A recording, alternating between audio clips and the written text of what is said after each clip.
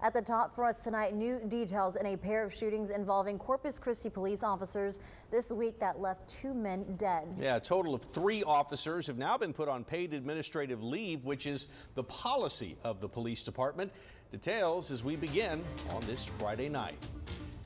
According to the Corpus Christi Police Department, Senior Officer Brandon Cordell, a 13-year veteran of the department, and Senior Officer Paul Lisowski, a member of the force for 26 years, are both on paid administrative leave after a man was shot on Tuesday in Flower Bluff. Police were called to 2 separate homes along Quetzal and Blue Jay Streets around 3 in the morning for a suspect that was said to be burglarizing vehicles in the neighborhood. Once police got to the scene, they found a man matching the description, and according to police, that man ran away from officers and at one point turned and fired a gun several times, hitting one of them. Officers returned fire and hit the man, later identified as 32-year-old Philip Sanders. He was taken to the hospital where he died. The officer that was shot was hospitalized but is expected to be okay.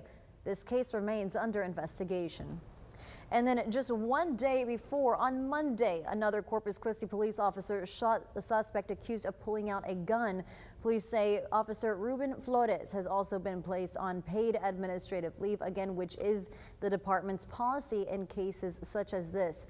Flores is an 18-year veteran of the force. Yeah, it was just before 7 a.m. Monday when the officer was forced to use his gun, killing 24-year-old Tristan Trevino. Investigators say Trevino and 25-year-old Juan de los Santos were trying to steal a catalytic converter from a car parked in an apartment complex at Carroll Lane and Carabel Parkway.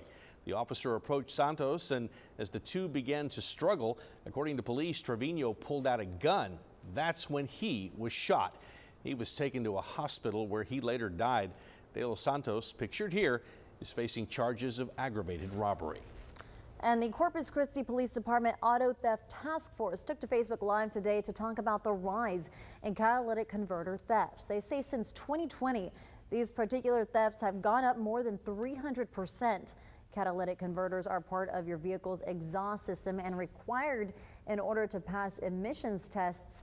But there are some things to keep in mind if you think someone may have stolen one from under your car.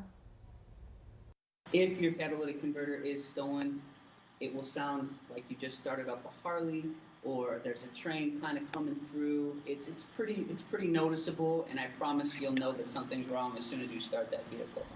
Officers say the reason for the rise in thefts is because of the precious metals contained in the auto parts. That includes platinum, rhodium, which is currently selling for, get this, $23,000 an ounce. The task force says the rise in price is due to South African mines shutting down during the pandemic.